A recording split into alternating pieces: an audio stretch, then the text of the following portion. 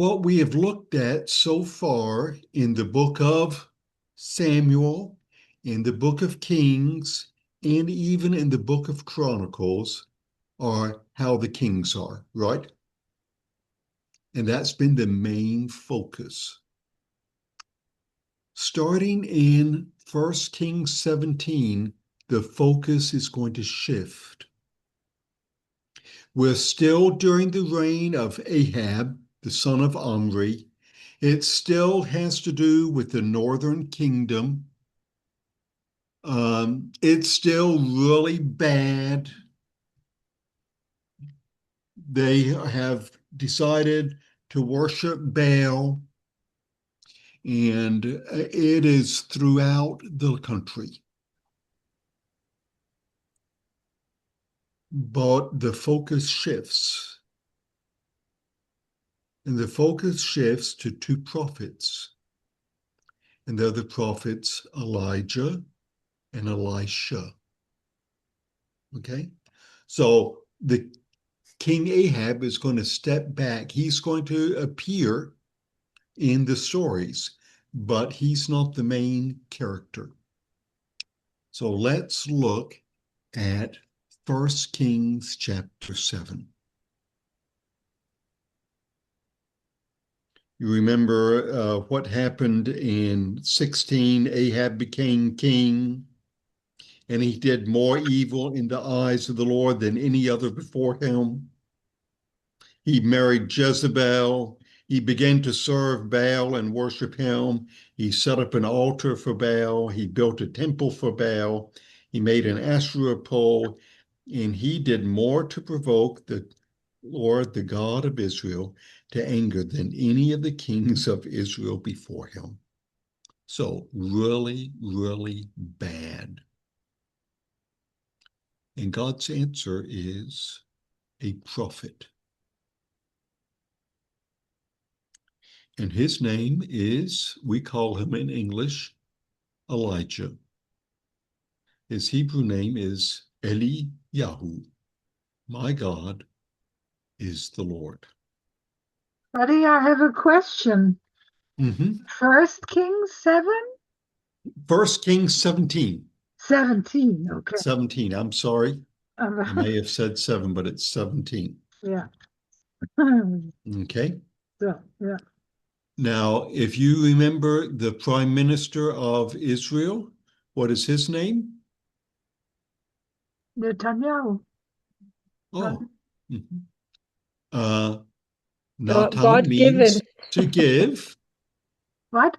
Natan means to give or Okay. gift. Yahoo means the Lord, The Lord. Gift of the Lord. gift of the Yes. Lord. That's similar to Eliyahu.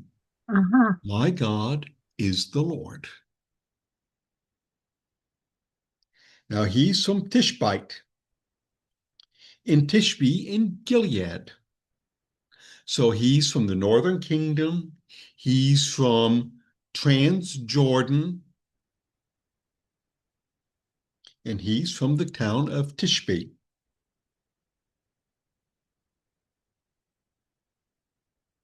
We don't know anything about him. But he appears on the scene with a loud clap of thunder, and it changes everything. As the Lord, the God of Israel lives, whom I serve, there will be neither dew nor rain in the next few years, except at my word.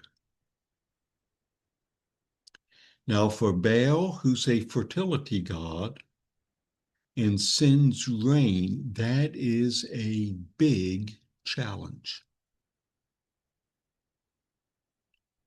The rain of Baal is the semen of Baal when he has intercourse is the rain. And Eliyahu says, no sex until I allow it. That's a big challenge to Baal. Who is going to stop Baal from sending rain? Eliyahu. Did you notice how he describes himself? Whom I serve. So he's not the God, he's just the servant of the God. But the servant of the Lord is stronger than the mightiest God of the Canaanites. So let's think about this. Dolly, you've been in Israel, haven't you? Yes, How hot is it? How hot can it get there? very, very hot. I don't know, maybe like even up to 40 degrees in Elat. 40 degrees? When Kathy and I were in Jerusalem the last time, it was 50 degrees. Yeah, yeah. It was Mhm. hot. They had water things sitting out for you to come and drink. They said, stay in. I mean, it was hot. And when it's hot there, you really need something to drink. But there is no water, no rain, no dew. And over a while, the streams dry up. There's no food because you can't plant crops. No grapes, no olives, no wheat. The cattle, the sheep, the goats, they all die because there's no water.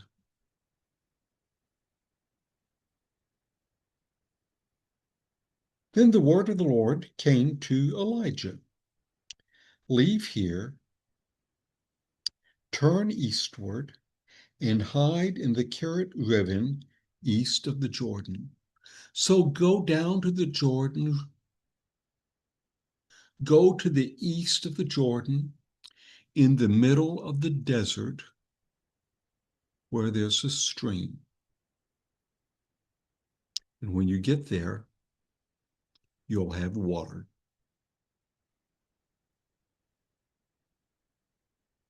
But God, God, uh, water is great.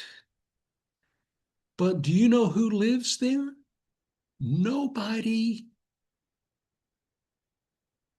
No stores, no Edeka, no Reva, nothing.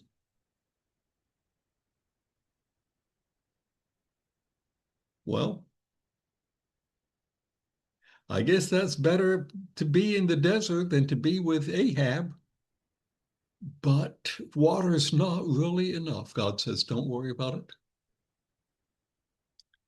I have commanded the ravens to feed you there. Now, Gabi, one of the two Gabis, would you be willing to take food from a bird? The bird kind of comes and flies and brings you a piece of meat that it's been flying around with. Who knows where he found it? Would you eat that, Gabi, one of the Gabis? Would you say Doesn't sound very appealing. I mean, if the bird can barbecue, then okay. no barbecue?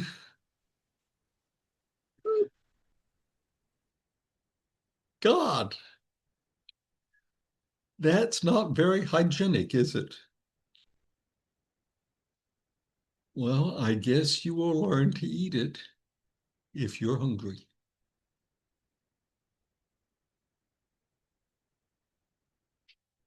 So he did what the Lord had told him. He went to the Kerit Riven east of the Jordan and stayed there. And the ravens brought him bread and meat in the morning, and bread and meat in the evening, and he drank from the brook. Maybe it's a question of trusting God that you won't die from it. Well, yes, that's right. Did you notice how he trusts God? And his trust then becomes obedience. Yeah. Now, Eliyahu is not dumb. Every day that there's drought, there's less water in the stream. And why is it that way? Because he said, I will not allow it to rain except if I say so. You know what I would have done? I would have said, God, what we're going to do is we're going to let it rain on my little stream. And then the rest of the country can be dry, but where I am, rain. And that didn't happen. God, you know, it's been long enough.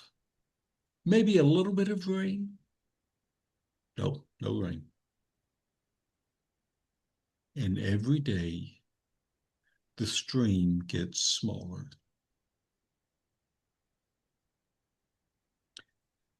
So the first lesson you see is Eliyahu trusts God and is obedient. But his obedience, second lesson, brings problems. Did you notice that? Because he's obedient, he has even a bigger problem. You know, the bread and the meat that the ravens bring is great. But without the water, he's going to have a big problem. And ravens can't bring water. You know, I don't know how they would carry the water. Do you? And every day, the stream becomes smaller. Notice verse 7.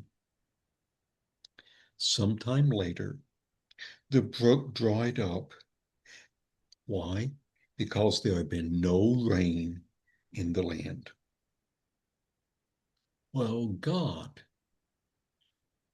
what is your plan now? Your plan is no rain, and that is kind of bad for everybody, particularly for me. Wow. Then the word of the Lord came to him. Go at once to Seraphat of Sidon and stay there. Eliyahu says, you have to be kidding me. You know, the reason I'm in the eastern part of Transjordan is so nobody can find me. Ahab is out looking for me. He wants to have my head because he blames me for your command. And now I'm supposed to leave there, cross over Transjordan, go across this the mountains of Samaria, and then go to the west coast of Israel, up to the north to Phoenicia, because Sidon is a Phoenician city. Guess who rules in Phoenicia? Do you remember the lady? Isabel. No. And her father, Ithbal. Did you notice? She was the daughter of the king of the Sidonians. Is it You remember today that? Syria? That's in Syria today. Yeah. Well, I don't know exactly where it is. It's either Lebanon or Syria, but it's just north of Tyre.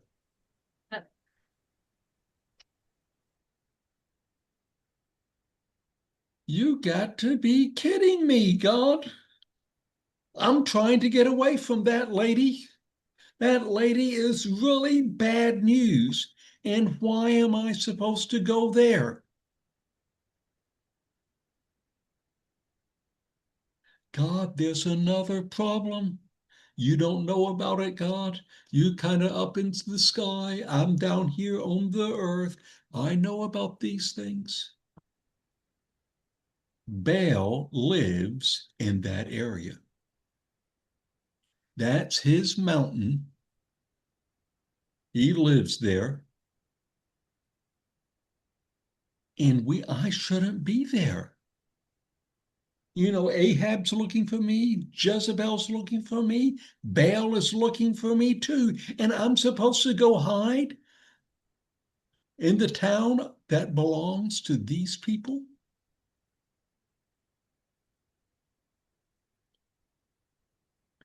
God, I don't understand your plan. It just doesn't work.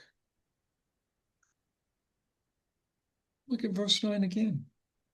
Go at once to this place and stay there. I have commanded a widow in that place to supply you with food. God, widows in our culture are completely helpless. They have no money and they have no food, and they depend on other people giving them food. Now, in our country, in Israel and in Judah, we have the law and they can go pick up grain and have enough to eat. But these are heathen, they're Sidonians. They don't do that. God, you really need to think about this plan. It really doesn't work. Now, before we leave this, could I stop for a minute? Have you ever thought that about God's plan? You know, God, you really need to reconsider. You need to have me as your counselor. I'll tell you how things work. Your plan is not doable. It is unrealistic. You can't do it. God says, go there. Trust me. I'll take care of it. So he went there. And when he came to the town gate, a widow was there gathering sticks. And he called to her, would you bring me a little water in a jug so that I may have a drink? Well, Elijah, it's a drought. We don't have water. Go bring me something to drink. And as she was gone to get it, he said, and bring me, please, a piece of bread. So give me two things that I need that you don't have. Notice how she responds. As surely as the Lord your God lives, I don't have any bread. I have a handful of flour in a jar and a little oil in a jug. And I am gathering a couple of sticks to take home. I'm going to make a meal for myself and a meal for my son. We will eat it, and then we'll die.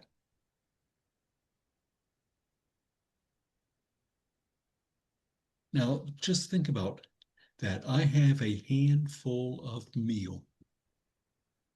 How much is that? 100 grams?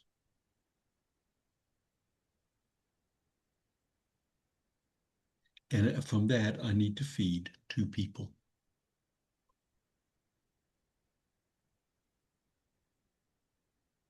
Eliyahu says, God, you've really gotten me into a fix. You sent me to the widow, and she's gathering up sticks to make 2 brötchen to eat, and then she's going to die. And she's supposed to feed me for this time? God, you gotta be kidding me. This is not possible. Hey, let's go some other place. Let me go back. Let me go to Judah. Maybe in Judah they'll have something for me. At least in Judah I can go pick up, grain and get something to eat. Maybe I can live from the temple and they'll give me something. This is ridiculous. God, you've lost all of your marbles. You're not thinking right, God.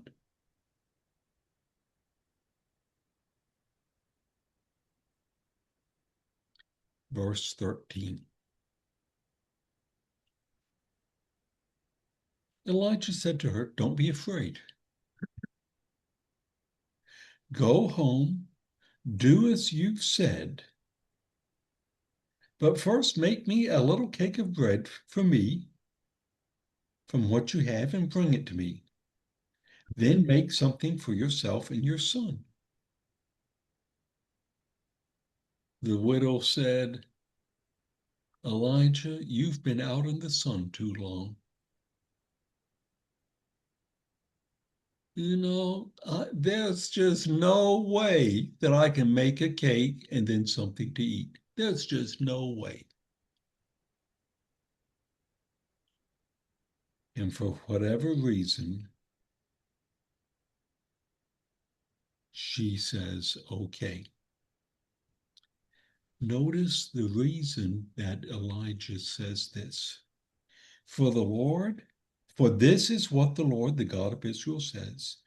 The jar of flour will not be used up, and the jug of oil will not run dry until the day the Lord gives rain on the land. Now the widow says, he's really crazy. I mean, this is just not working. Okay, maybe I can explain it this way. It would be like me saying to Johannes, Johannes, give me 50 euros so I can go eat. Johannes says, well, that's all I have. I don't have anything else. Well, don't worry, Johannes. Every time you take something out of your account, from now on, there'll be more money there.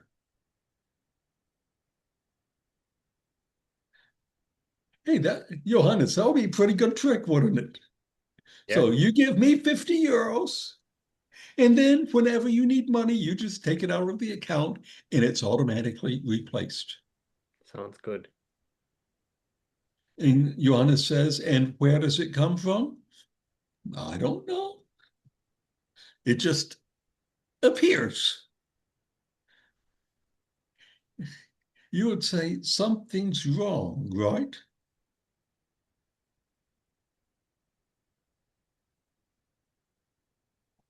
Elijah, you must be crazy. Verse 15. She went away and did as Elijah had told her. Did you notice Elijah shows faith, and that results in obedience? And the widow shows faith because of obedience to Elijah.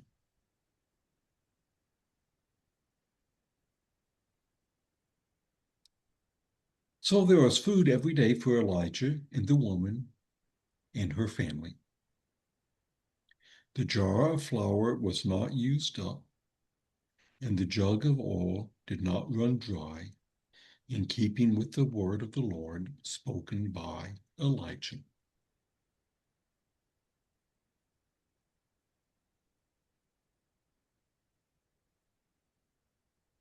How would you like to live in a drought with enough oil and enough flour to feed anybody you want to? Did you notice it says her family? Not just her son, but her family. So everybody that belongs to her family, she takes care of.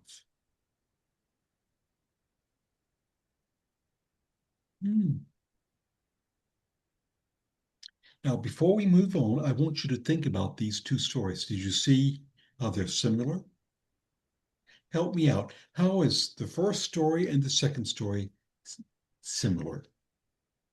Both of them obeyed.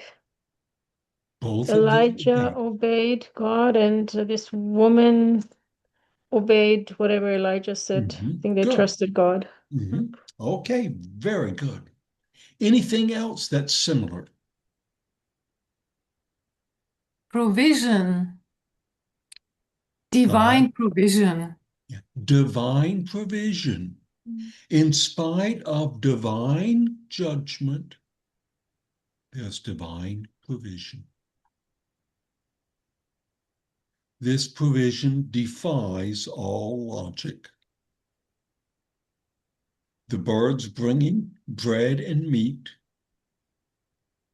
the jug and the jar always having enough. You can't explain it. It just works. Anything else that you notice that's the same?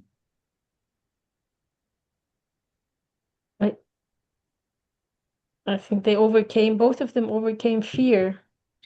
Both of them had every reason to be afraid, right? Mm. And how do they overcome fear? By just obeying. By obeying. And their obedience is based on their faith in God. Isn't that something that we always see? Mm-hmm. Faith always leads to obedience.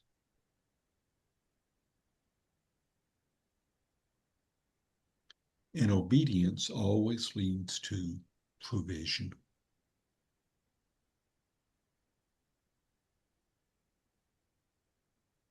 Isn't that true?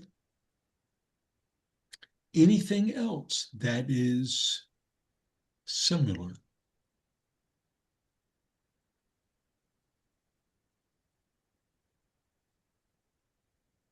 What was that? Anything else that is similar to in these two stories?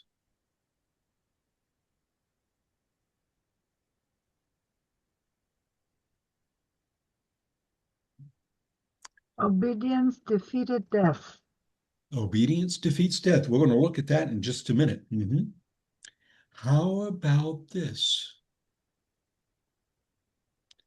God doesn't tell them his complete plan. Yes. Go there and then go there. You know, it's easy to have faith when you know the end of the story, right? It's difficult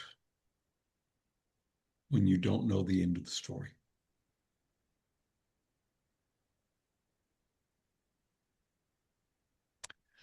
Okay, those are some of the things that are similar.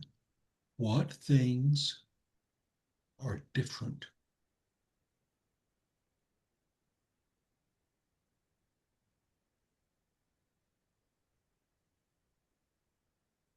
What things are different?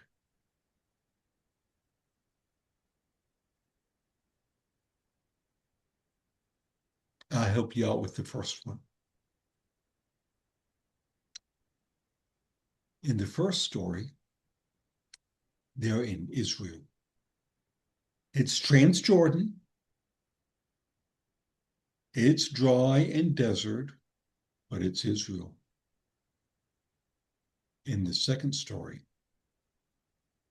they're in Sidon. They're on the coast. They're at a place where there should be enough to eat and drink.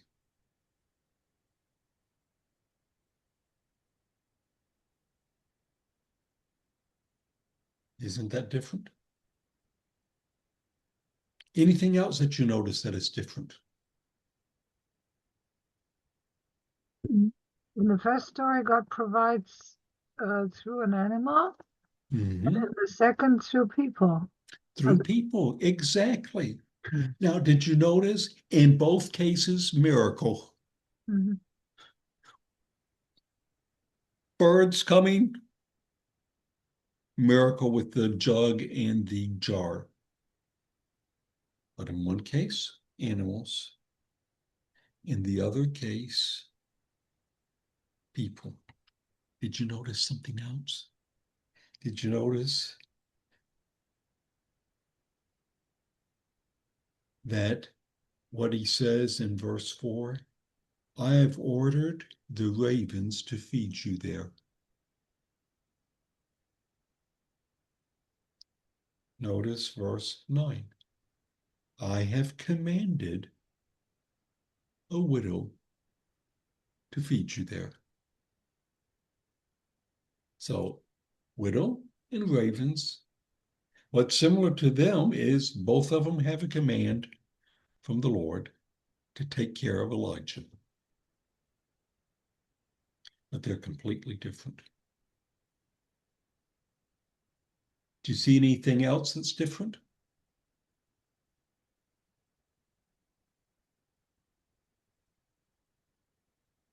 How many people need to be provided for?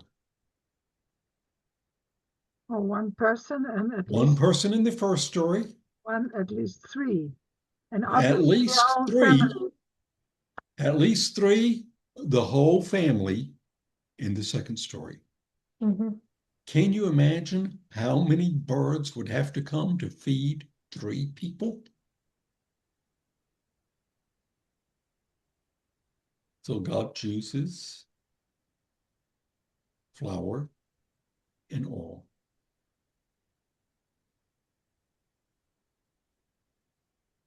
Did you notice in the first story, Elijah acts in faith and is obedient. In the second story, it's the woman who acts in faith. Now, we would expect that from the prophet, right? Mhm. How about from a heathen woman who's not part of God's people? Mhm. That would be like me saying to a Muslim, give me some food, Jesus will reward you. And what will they say? Well, I don't believe in Jesus. Did you notice what she says in verse 12? As surely as the Lord your You're God good. lives. Mhm. Hey, I don't belong to this group. I'm different. I'm a heathen. I'm a goy.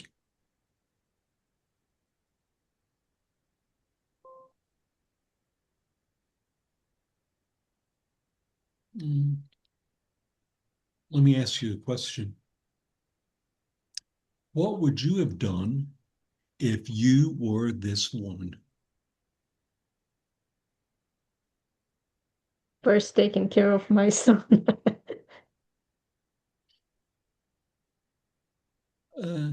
In German, you would say, das kommt gar nicht in die Tüte.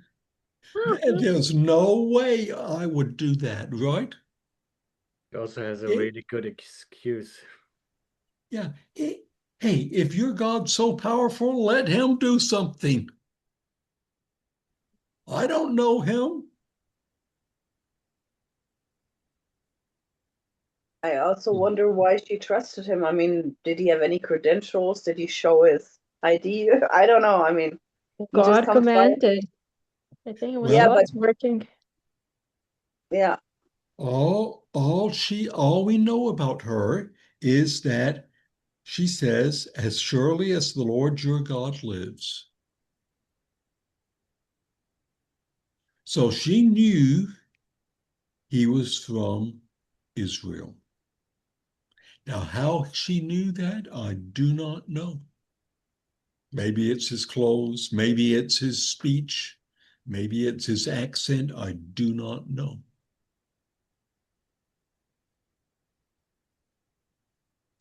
He didn't have a badge saying, I'm a prophet of God. Whatever I say goes. They didn't have things like that back then.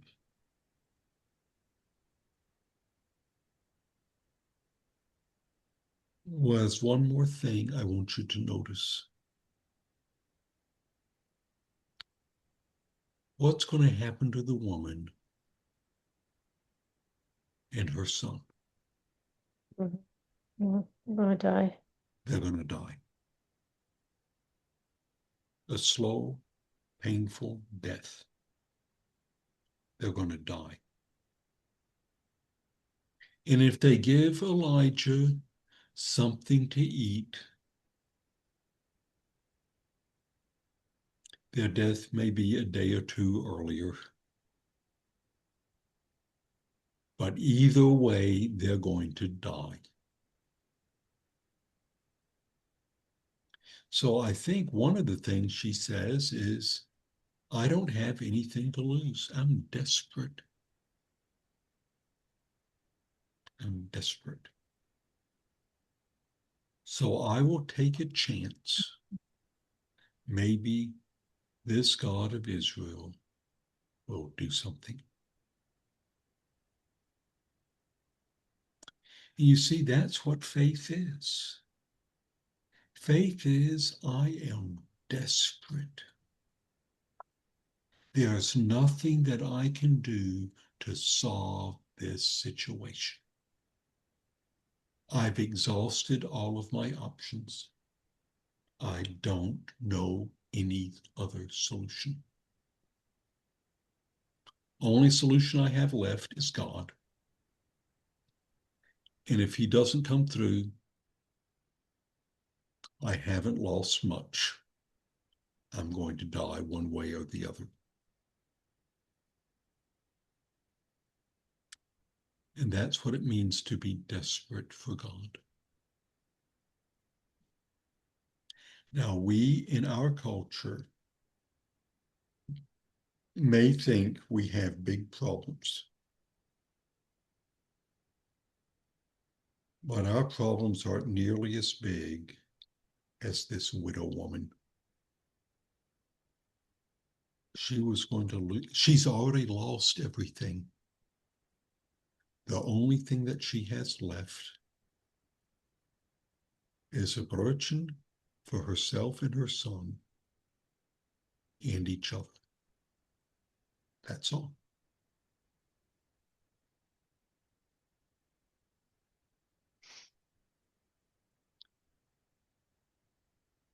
So she went away and did as Elijah had told her. And there was food every day for Elijah and for the woman and her family. For the jar of flour was not used up, and the jug of oil did not run dry, in keeping with the word of the Lord spoken by Elijah. Did you notice? It's not just one-time faith. Did you notice that? It's not just, I'm going to make it for Elijah, then make it for myself, and whoop-de-doo, there's more flour. But she exercised faith every day. And her faith was not in Elijah, but in the word of the Lord that Elijah told her. Okay. What do you think about that story? Obedience Amazing. based on faith gives divine provision in difficult, desperate circumstances. Yeah, this was a matter of life and death, actually. So it was really serious problem. Mm-hmm. And there was no humanly way possible to avoid death. Right? Mm. Notice the next story. Sometime later, the son of the woman who owned the house became ill. And he grew worse and worse and finally stopped breathing. Now, Ulrika, you're a doctor. What is the problem if you stop breathing? What is the result if you stop breathing? You die. You're dead.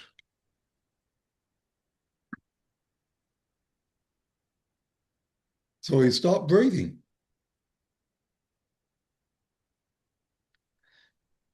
See, she said to Elijah, "What do you have against me, man of God? You killed my son.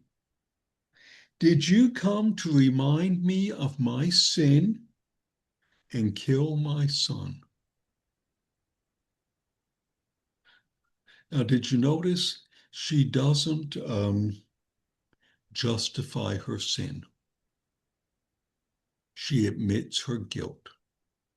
Now, what kind of sin she has, I do not know. But she's a Sidonian. She worships Baal.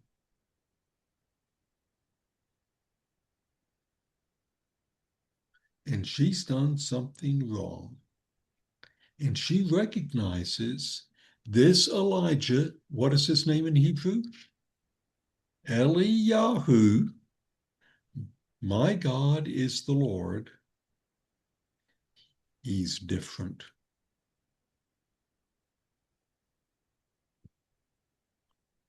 Did you kill my son because of my sin? Now, you wouldn't ever say that, would you?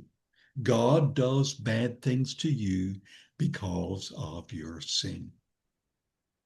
And you know what that does? Uh, her way of understanding God is you do good for God, God does good for you. You do bad against God, God does bad things against you. And God, in her eyes, is arbitrary, looking for a reason to punish her.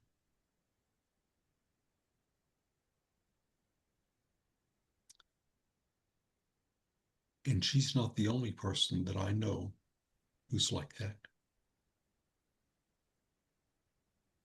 We think God is just up in heaven, waiting around with a lightning bolt ready to strike us when we do something wrong. And we say, oh, you have to fear God. Why? Lightning bolt is going to strike you.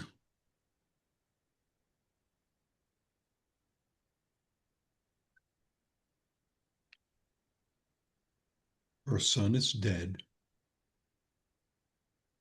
And what can she do?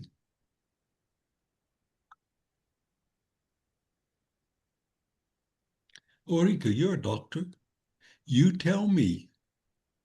The son has stopped breathing. He's dead. Anything that she can do. No, especially not in those times. And not even today, right?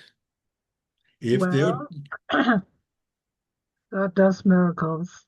yeah, but I'm just saying, anything that you could, if somebody has stopped breathing and is dead for a number of hours, there's nothing you can do, right? Mhm. They're dead. And so what can the woman do? Absolutely nothing. You remember she's a widow. Now, in our culture, when you get older, we have retirement, and we give money to the government. The government takes our money, and then when we get older and we can't work anymore, the government gives us a little bit back. In Germany, we have this Generationsvertrag. We pay for the younger people as they're growing up. They pay for us when we get older. They didn't have that. Do you know what their retirement was? The Children. children. So she's a widow. That means no husband. She has one son. That's her retirement. And her retirement just died. Can you imagine getting a letter from the, what is it called, Rentenanstalt? Is that what it is? Okay. All the money you've paid in is used for somebody else. You will no longer receive any Rente. No Krankenkasse. Have a good day. Now, Gabi, would that be upsetting to you? Yes. Why? It's unfair, isn't it? Yeah, and you have to live somehow. I mean, you need some income. Don't worry about it. The ravens will bring you meat and bread. And you say, that was over in the middle of nowhere. We don't have ravens here. That is just not possible. And can you understand now why she's so distressed? It's not just the death of her son, but she's lost everything. Give me your son, Elijah said. And he took him from her arms and carried him to the upper room where he was staying and laid him on the bed.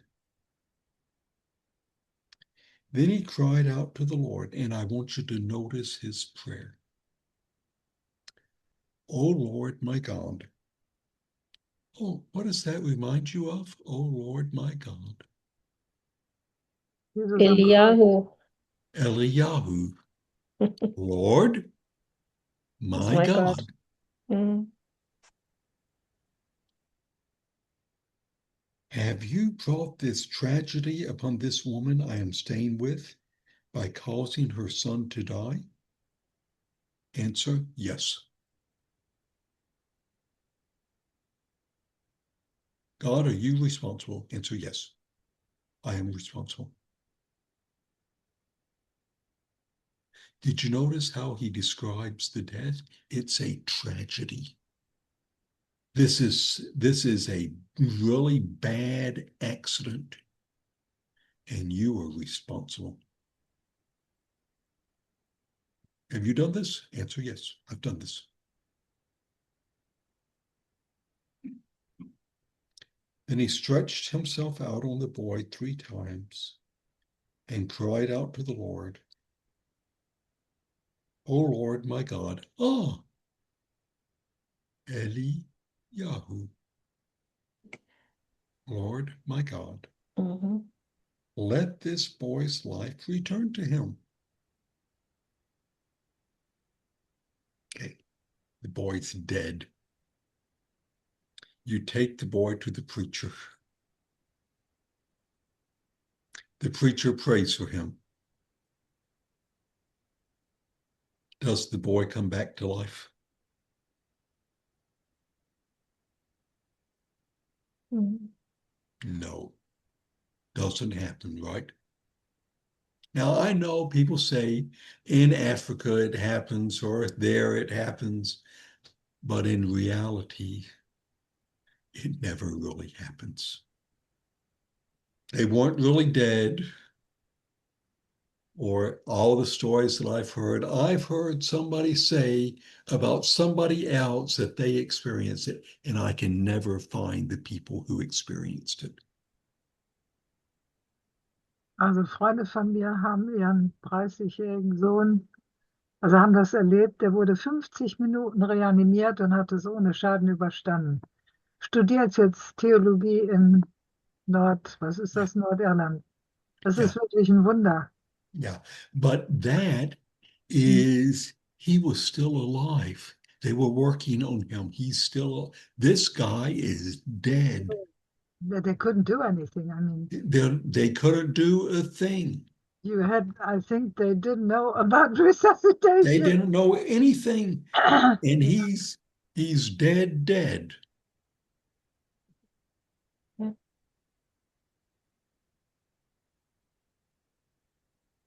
Oh Lord, my God, let this boy's life return to him.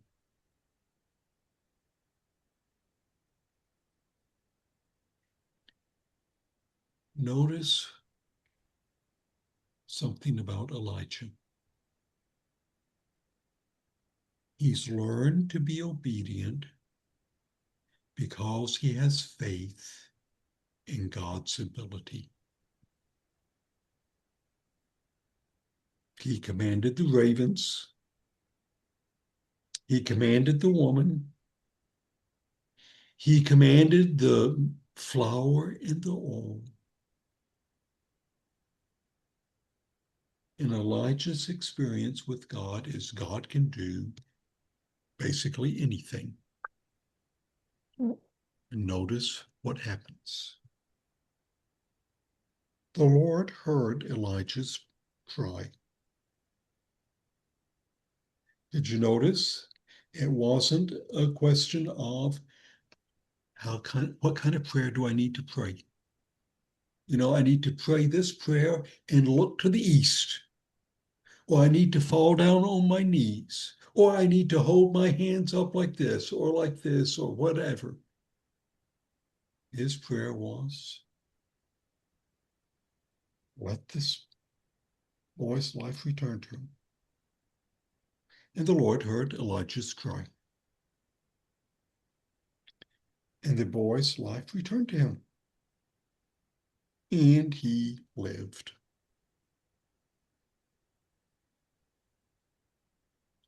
Elijah picked up the child and carried him down from the room into the house and gave him to his mother and said, look, your son is alive.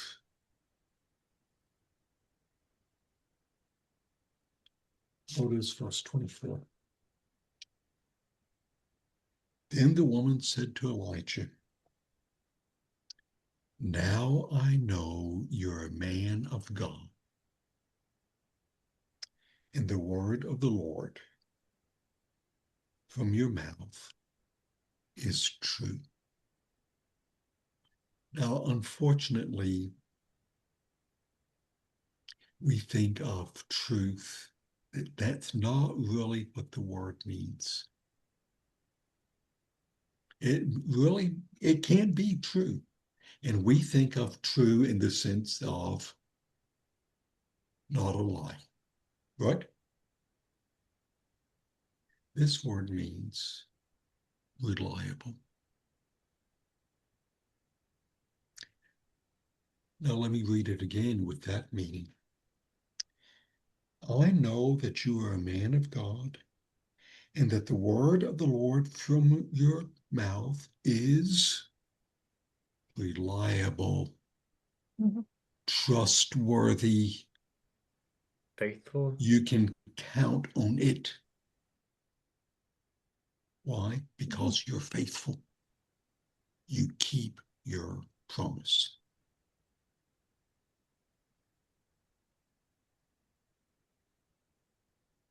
Do you think this woman came to know the Lord, the God of Israel. Yes, Yeah. she experienced 2 miracles. She says, Baal doesn't do this for me. Now, let me help you a little bit about Baal's religion. He's the one who gives grain and oil. Those are his gifts to the people. You didn't. But he didn't. He's the one who gives life to the dead. But he didn't. And both of these miracles that this woman experienced are things that Baal should do every day.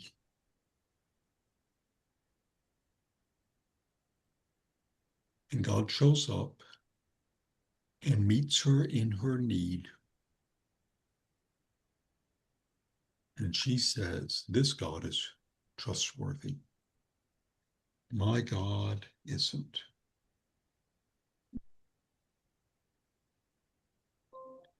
Fear says, that's not enough. Fear says God's actions are evil. Faith says God is always enough. God is always good. I don't understand. Don't understand why the boy died. But faith says God is always enough and God is always good. Did you notice a couple of things about this? God doesn't remove the need immediately. He removes the need and provides a basis for us to trust him. So that when we go and get the jug and the jar, we expect flour and oil.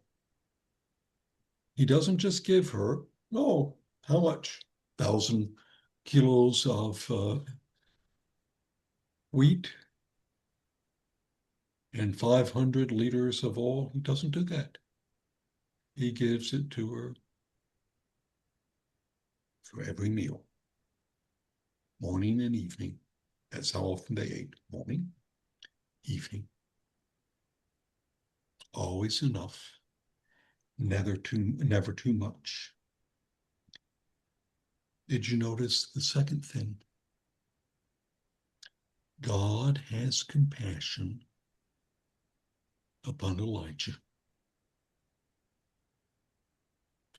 The brook and the birds and the widow. You would kind of expect that from God, wouldn't you?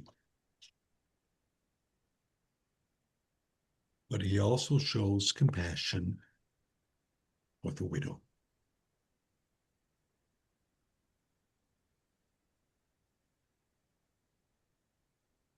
God's character is consistent in taking care of those who are helpless, even when they're outside of his nation.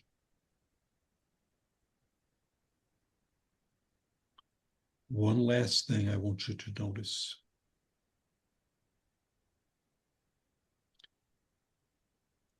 Personal divine care that God knows and takes care of us transforms hardship into blessing. God knew Elijah by name and sent him to a place. He knew the place and he sent the birds. He knew Elijah's need, so he sent him to Sidon. He knew the widow who was there. Even woman, sinful as she was. He knew all about her. He knew she had a jug and a jar,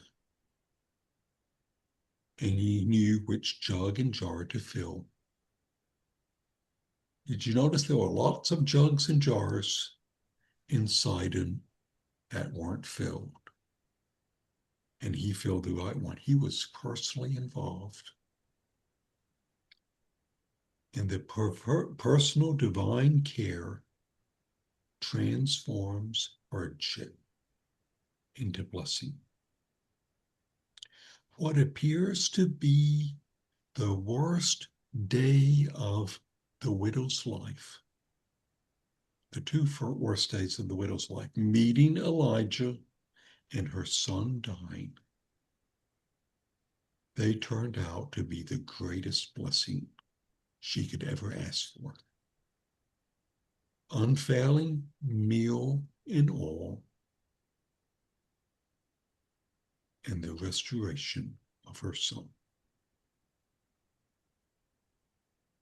You see how the story changes and moves away from Ahab to Elijah, and how God takes care of him, and God takes care of the widow who is a heathen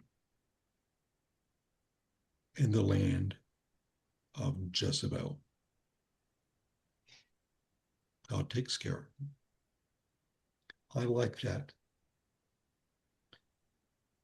God's personal divine care of me turns my hardships into blessings.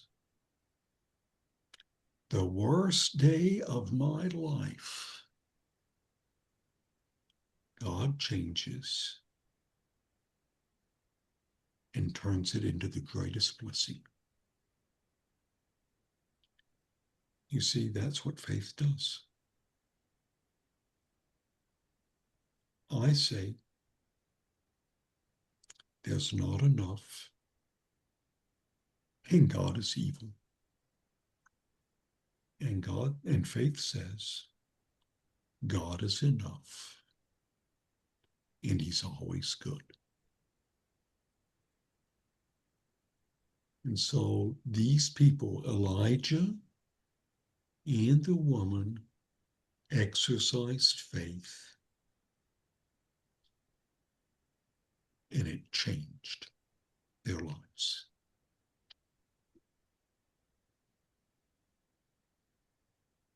Chapter 18 is what we're going to look at next week. Now, it's been 3 years since Elijah said no rain. And Elijah has disappeared. And Ahab is looking for him, because Ahab holds him responsible for all the bad that is happening in Israel. And we'll look at that story next week. Okay? So if you have a chance, read 1 Kings chapter 18. There's the search by Obadiah for Elijah, and there's the contest between the gods on Mount Carmel. And we'll look at both of them next week.